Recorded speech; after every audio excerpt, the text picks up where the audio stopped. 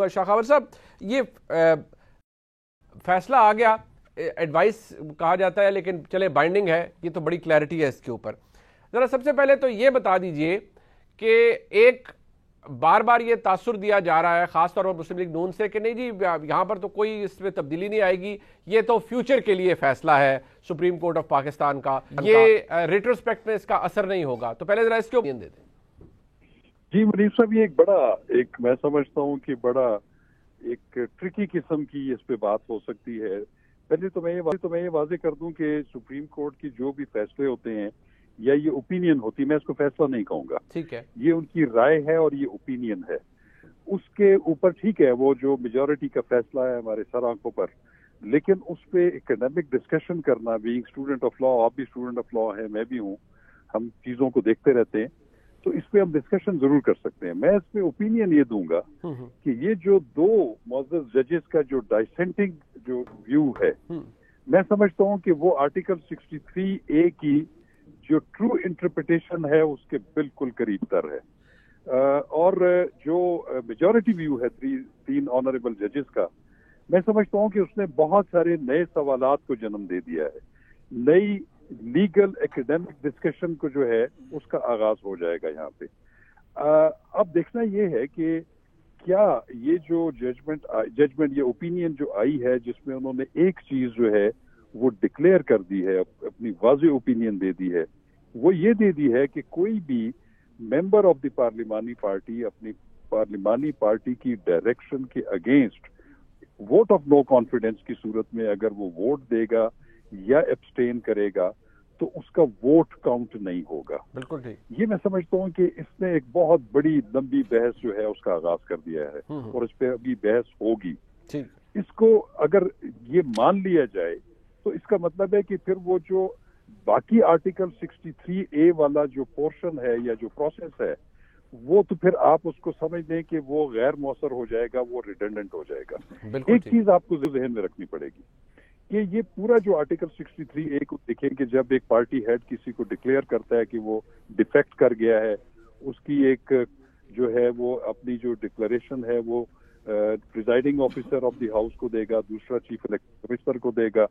Chief election commissioner 30 दिन के अंदर अंदर उसको इलेक्शन कमीशन के सामने रखेगा, तो उसके ऐसे डिक्लेरेशन पार्टी हेड के डिक्लेरेशन को या वो एक्सेप्ट कर लेगा या उसको रिजेक्ट कर देगा। ठीक है। तो इसके मतलब ये है कि इलेक्शन कमीशन के पास बहुत सारी चीजों को एग्जामिन करने की उनके पास इख्तियार मौजूद है। और उससे भी आगे ये है कि इलेक्शन कमीशन का फैसला जिससे कोई भी एग्रीव्ड हो, चाहे वो डिफेक्टेड मेंबर हो, वो सुप्रीम कोर्ट में अपील कर सकता है, वो सुप्रीम कोर्ट में अपील कर सकता है। तो एक राइट ऑफ अपील है उसका, जो कि सुप्रीम कोर्ट बाउंड है उसके तहत कि वो 90 दिन में उसका फैसला करेगी। तो इसका मतलब ये हुआ कि अगर मंशा ये होता उस वक्त के लेजिस्लेटर्स का आर्टिकल 63A को जिन्होंने इंसर्ट किया है, तो फिर तो ये था कि vote of no confidence prime minister और चीफ मिनिस्टर के खिलाफ उस सूरत में कि जब वो सिंगल पार्टी मेजॉरिटी हो, इसकी तो फिर गुंजाइश ही नहीं है। एग्जैक्टली। फिर तो आर्टिकल 95 जो है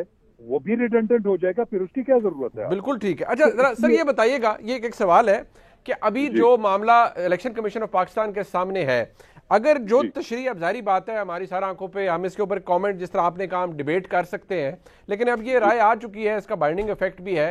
जो मामला अब इलेक्शन कमीशन के सामने है उसमें एक टेक्निकल बात कही जाती है कि नहीं पार्लिमानी पार्टी की डायरेक्शन, और जो मुनहरिफ अरकान है पीटीआई के वो यही कहते रहे कि नहीं हमें डायरेक्शन नहीं थी। क्या ये आर्गुमेंट सेल कर सकता है या आपको लगता है कि नहीं देयर स्टेट इज सील्ड और कल वो भी इलेक्शन कमीशन जब भी फैसला देगा वो अरकान अपनी सीट्स लूज कर जाएंगे?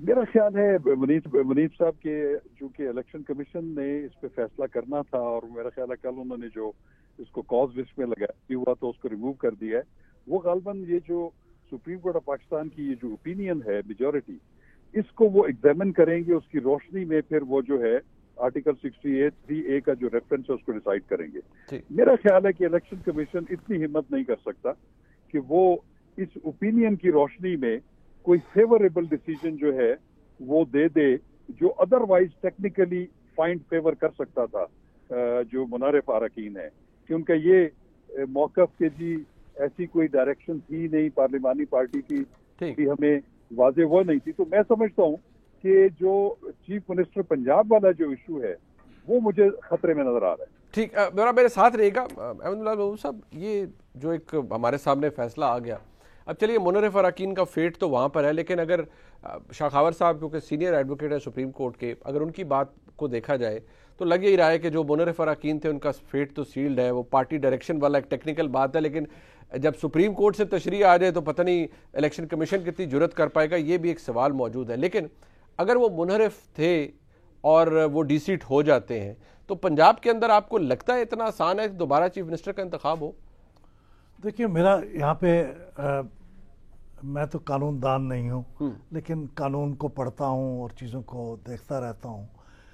لیکن میرا خیال یہ ہے کہ سپریم کورٹ کی جو آج کی آرڈر ہے اور جو ممکنہ فیصلہ الیکشن کمیشن نے کرنا ہے، یہ دو الگ باتیں ہیں. ٹھیک ہے. اس فیصلے میں، سپریم کورٹ کے فیصلے میں تو یہ لکھا گیا ہے کہ جو منحرف اراکین ہیں ان کا ووٹ کاؤنٹ نہیں ہوگا. ٹھیک ہے نا جی. اس میں منحرف اراکین کون ہے، اس کا ڈیکلیریشن دے گا پارٹی ہیڈ اور اس ڈیکلیریشن کو کنفرم کرے گا الیکشن کمیشن. ٹھیک ہے. لہٰذا یہ دو الگ باتیں ہیں. اگر کل کو الیکشن کمیشن یہ کہتا ہے کہ وہ منحرف تھے ہی نہیں، ان کے پاس بھی آرگیومنٹ ہو گیا، لیکن وہ کہہ دیتے ہیں کہ وہ منحرف تھے ہی نہیں، تو پھر ظاہر ہے ان کے ووٹ نہ کاؤنٹ ہونے کا کوئی سوال پیدا نہیں ہوتا. لیکن اگر وہ منحرف ہو جاتے ہیں تو پھر یہ بات بائنڈنگ ہوگی، پھر یہ ان کا ووٹ کاؤنٹ نہیں ہوگا. بٹ اس میں جو پیرا 3 ہے احمد محمود صاحب، اس کے اندر جیسے شاخاور صاحب نے اس کو پوائنٹ آؤٹ کیا کہ اس نے جو پورا فنکشن ہے 63A کا جو پروسیجر دیا ہوا ہے اس کو for all practical purpose redundant کر دیا، کیونکہ یہاں پر تو وہ کہہ رہے ہیں کلیئرلی کہ جی وہ نہ ووٹ کاؤنٹ ہوگا، وہ ڈسریگارڈ ہوگا، وہ کاؤنٹ بھی نہیں ہوگا، اور ریگارڈلیس کہ پارٹی ہیڈ کوئی ڈیکلیریشن کوئی فارورڈ کرتا ہے ٹو دی الیکشن کمیشن اور نہیں، وہ کنسیڈر ہوں گے کہ وہ انہوں نے ڈیفیکشن کی ہے. جی یہ بہت اہم نقطہ ہے. اس بارے میں شاخاور صاحب کی جو رائے ہے اس سے بالکل متفق ہوں، اور بلکہ یہ جو 2 ججز کی اس کے بارے میں مائنورٹی اپینین ہے، اس کے بارے میں جو الفاظ لکھے گئے میں ان سے بھی متفق ہوں کہ any further interpretation of article 63A of the constitution in our view would amount to rewriting or reading into the constitution. تو میرے خیال میں اس لیے جو 63A میں جو چیزیں لکھی ہوئی ہیں وہ ریڈنڈنٹ ہو جاتی ہیں بہت سی، اگر سپریم کورٹ کا یہ جو فیصلہ آیا اس کی روشنی میں.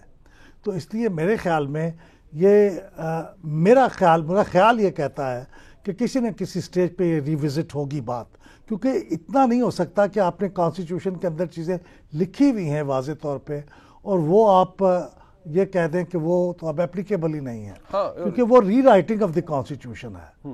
اور میرے خیال میں، اور یہ ٹھیک ہے ایک جج کی بھی اگر اکثریت سے فیصلہ ہوا ہو تو وہ بہرحال فیصلہ ہوتا ہے، لیکن بہرحال یہ بھی اہم بات ہے کہ 2 ججز نے اس کے بارے میں ڈسینٹ کیا ہے اور بہت اسٹرانگلی کیا ہے، اور 3 ججز نے اس کو کہا. اور پھر اس کو جس طرح انہوں نے ریلیٹ کیا ہے آرٹیکل 17 سے، میرے جیسا عام آدمی تو اس کو بھی سمجھنے سے قاصر ہے، کیونکہ وہ تو انڈیویجول کے رائٹ کی بات کرتا ہے to the right of association. بالکل. تو اس کا پارٹی کے right of holding them selves as an integrity, اس کی جورسپروڈنس کیا ہے؟ شاخاور صاحب ایک بات یہ جو ابھی پنجاب کے حوالے سے آپ بھی ذکر کر رہے تھے، for all practical purposes sir, as a seasoned lawyer, practising lawyer, آپ کو لگتا ہے کہ اب جو امیڈیٹ ایفیکٹ ہے وہ کیا ہے؟ ایک یہ کہ حمزہ شہباز شریف جب وہ لوگ ڈیفیکشن میں منحرف ہو گئے، فارغ ہو جائیں گے، ڈی سیٹ ہو جائیں گے، تو کیا آٹومیٹکلی پھر ہم اس 16 اپریل والی جگہ پر چلے جائیں گے جہاں پنجاب اسمبلی میں دوبارہ انتخاب ہوگا،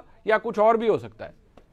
جی منیف صاحب، میرا خیال ہے یہ آپ کی جو بات ہے، دوسرا پارٹ جو ہے یہ زیادہ مجھے مناسب لگ رہا ہے کہ اگر الیکشن کمیشن آف پاکستان کے ان کی جو ووٹس ہیں، جیسے کہ سپریم کورٹ نے اوپینین دیا ہے میجورٹی نے کہ اس کو ووٹ کاؤنٹ ہی نہیں ہوگا، تو پھر اگر اس کو سامنے رکھیں گے پھر تو الیکشن کمیشن کے پاس تو اور کوئی چارہ نہیں ہے کہ وہ ان کو ڈیفیکشن جو ان کے جو ڈکلیریشن دیا ہوا پارٹی ہیڈ نے اس کو اپروو کر دے.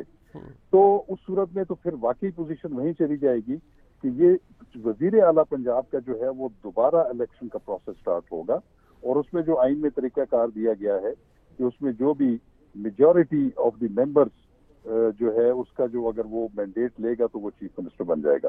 لیکن یہ ایک ڈیفیکلٹ سچویشن جو ہے پی ایم ایل این کے لیے اور حمزہ شہباز کے لیے بالکل ہو سکتی ہے.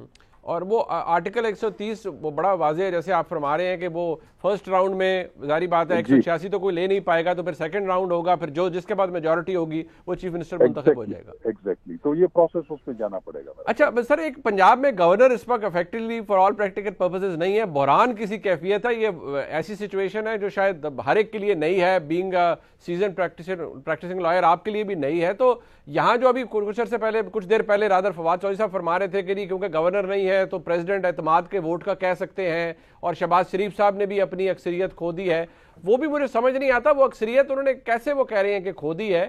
کیونکہ اگر پی ایم ایل کیو کے 2 ووٹس کی بات ہے تو پارٹی ہیڈ تو چودھری شجاعت حسین صاحب ہیں، انہوں نے ڈیسائیڈ کرنا ہے کہ انہوں نے کس کو ووٹ کہاں دلوانا ہے.